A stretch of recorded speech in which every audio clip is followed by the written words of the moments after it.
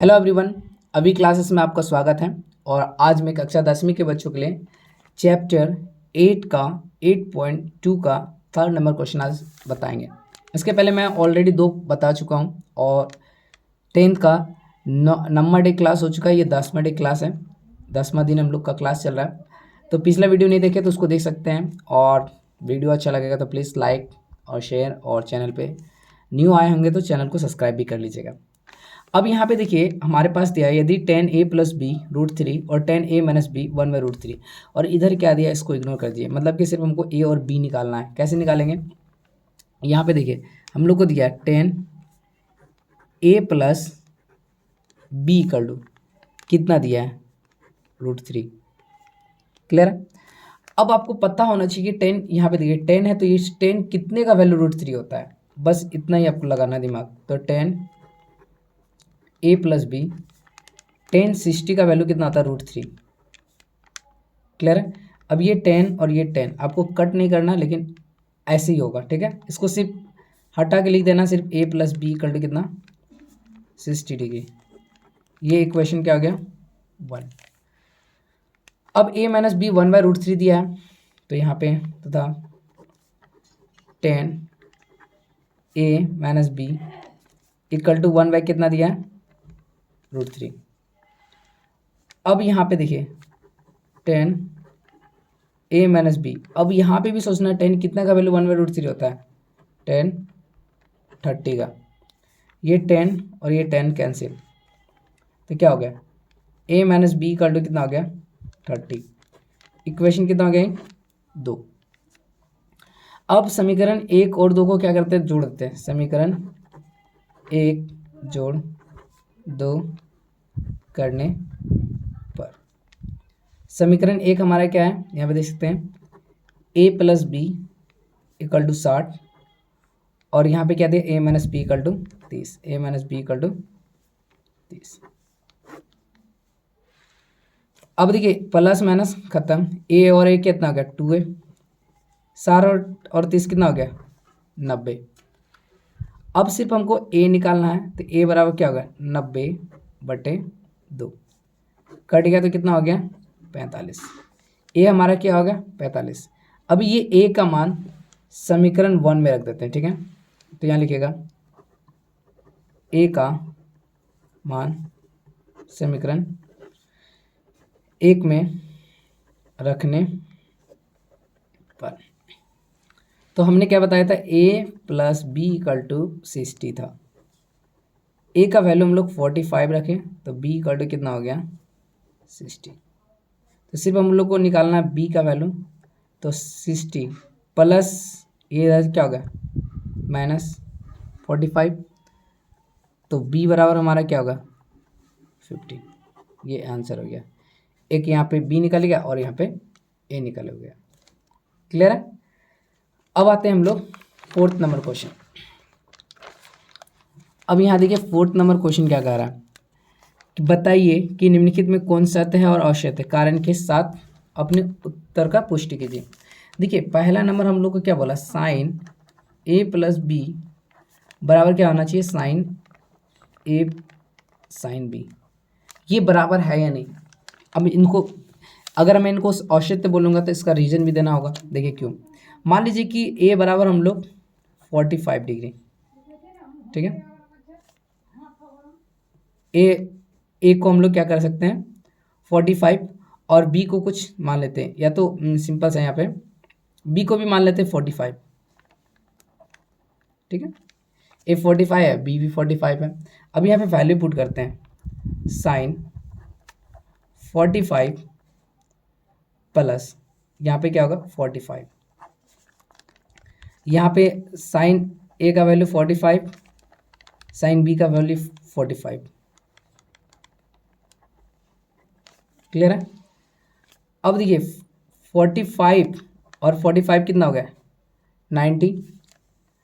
अब यहाँ पे क्या 45 का वैल्यू कितना होता है? साइन 45 का वैल्यू 1/√2 प्लस यहाँ पे भी 1/√2। अब यहाँ पे देखोगे तो साइन 90 का वैल्यू 1 होता है और इन दोनों को जोड़ेंगे तो 2√2 होगा। अब इसको इजी वे से इसको करेंगे, √2 को हम लिख सकते हैं √2 इंटू टू को √2 इंटू √2 बाय √2, ये कैंसिल आउट, तो एक बराबर क्या आ गया √2, तो बराबर इक्वल है क्या, नहीं है, तो ये हमारा क्या हो जाएगा औसत्य। उसके बाद रीजन ये लिख सकते हैं, क्योंकि ये असत्य है, क्योंकि ये दोनों आपस में बराबर नहीं होगा, क्योंकि देख सकते हैं बराबर है क्या, नहीं है। अब हमारा दूसरा नंबर क्वेश्चन भी यहाँ पे क्या कह रहा है, थीटा में वृद्धि होने के साथ साइन थीटा के मान में भी वृद्धि होती है क्या।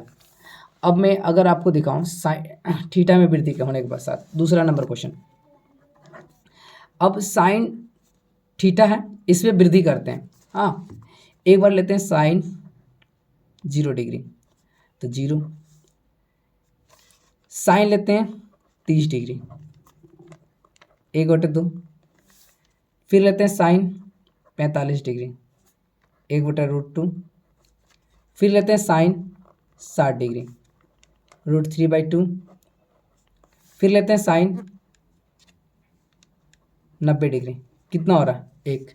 अब क्या देख रहे हैं कि साइन थीटा में वृद्धि कर रहे हैं, तो इसका वैल्यू भी क्या हो रहा है, वृद्धि हो रहा है, अलग अलग हो रहा है ना, 0, फिर 1/2, फिर 45, फिर 60 का √3/2, फिर 90 का 1, देख रहे हैं वृद्धि हो रहा है ना। तो मतलब क्या, ये अगर थीटा में वृद्धि कीजिएगा तो ये इसका वैल्यू में भी, जो मान में भी वृद्धि होगा, तो ये वाला कथन क्या होगा, सत्य होगा। ठीक है, सेकंड नंबर भी समझ में आ गया।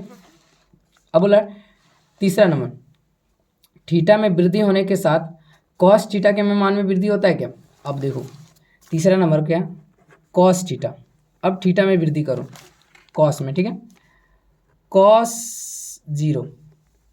0 था तो इसका वैल्यू 1 था, अब कॉस कर दो 30, तो इसका क्या हो गया √3/2, फिर क्या करो कॉस 45, तो 1/√2, फिर कर दो कॉस 60, तो कितना हो 1/2, फिर कॉस कर दो 90, कितना हो गया 0। देखिए 1 से छोटा ये √3/2 है, और √3 से भी छोटा 1/√2 है, और इससे भी छोटा क्या 1/2 है, और 90 का तो फिर 0 हो गया, तो छोटा हो गया। तो आप क्या कर रहे हैं, थीटा में वृद्धि कर रहे हैं, 0 से 30 किए, 30 से 45 किए, 45 60 90 किए, तो ये वृद्धि नहीं हो रहा, वैल्यू क्या हो रहा है, घट रहा है, कम हो रहा है, तो ये गलत हो गया। थीटा में वृद्धि के साथ वृद्धि नहीं होगा, ये औसत्य है। वृद्धि हो रहा है, देख रहे हैं, नहीं हो रहा ना, घट रहा है, वृद्धि मतलब बढ़ना चाहिए, जैसे जैसे थीटा में 0 से 30 किए तो बढ़ना चाहिए, तो ये घट रहा है, 45 किए तो बढ़ना चाहिए और घट गया, 60 किए तो बढ़ना चाहिए और घट गया, 90 किए तो और घट गया, तो इसलिए इसमें वृद्धि नहीं हो रहा है। ये था हमारा तीसरा नंबर। अब चौथा नंबर क्वेश्चन क्या कह रहा है कि थीटा के सभी मानों पर साइन थीटा और कॉस थीटा बराबर होता है, नहीं। देखिए अब हम आपको दोनों लिख के दिखाते हैं, ठीक है, यहाँ पे लिखते हैं साइन थीटा और नीचे लिखते हैं कॉस थीटा, ठीक है। अब देखिए यहाँ पे थीटा हम लोग यहाँ पे 0 लिखेंगे, फिर यहाँ पे 30 लिखेंगे, यहाँ पे 45 लिखेंगे, फिर लिखेंगे 60, फिर लिखेंगे 90। साइन अगर 0 डिग्री का वैल्यू देखा जाए 0, 30 का देखा जाए तो 1/2, 45 का देखा जाए तो 1/√2, फिर 60 का देखा जाए तो √3/2, 90 का देखा जाए तो 1। लेकिन कॉस का देखा जाए 0 डिग्री का तो 1, 30 का √3/2, 45 का 1/√2 होता है, दोनों अलग अलग है, और 60 का अगर देखा जाए तो 1/2 और इसका 0। अब यहाँ पे आप क्या देख रहे हैं कि अगर आप देखोगे तो सिर्फ एक ऐसा जगह है जहाँ पे दोनों का वैल्यू क्या हो रहा है, सेम हो रहा है। यहाँ पे देखिए 1/√2 सेम हो रहा है, लेकिन क्वेश्चन क्या कह रहा है, सभी मानों के लिए बराबर हो रहा है क्या, सभी मानों के लिए नहीं, सिर्फ 45 डिग्री के लिए। तो ये भी हमारा आंसर क्या हो जाएगा, औसत्य। यहाँ पे क्या बोल रहे हैं, औसत्य हो जाएगा, ठीक है। जैसे 1/√2 कॉस 45 के लिए था, उसी तरह 30 के लिए 1/2 नीचे आना चाहिए, बराबर तो हुआ नहीं, तो ये भी औसत्य है। अब पाँचवा नंबर क्वेश्चन क्या कह रहा है कि a बराबर 0 डिग्री पर कॉट a परिभाषित नहीं है।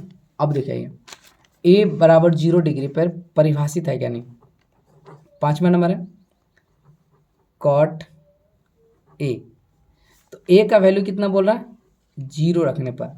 अब जब 0 रखिएगा तो इसका क्या हो जाएगा 1/√2, 0, ठीक है। और ये क्या होगा, अपरिभाषित नहीं है, अपरिभाषित होता है। कॉट 0 का वैल्यू क्या होगा, अपरिभाषित, ये इसलिए ये हमारा क्या हो गया, सत्य हो गया। परिभाषित नहीं है, क्वेश्चन में बोल रहा है, तो ये हमारा क्या हो गया, सत्य। तो उम्मीद करते हैं कि ये जो भी हम अभी क्वेश्चन बताएं ये आपको समझ में आ गया होगा। और यहाँ पे हमारा 8.2 कंप्लीट होता है। अब आगे हम लोग जो पढ़ेंगे 8.3। तो वीडियो अच्छा लगा तो वीडियो को लाइक और वीडियो को शेयर कर दीजिएगा, और चैनल पे न्यू आए तो चैनल को सब्सक्राइब कर ले, क्योंकि इसी प्रकार से मैं पूरा आपको अध्याय बताने वाला हूँ। Thank you.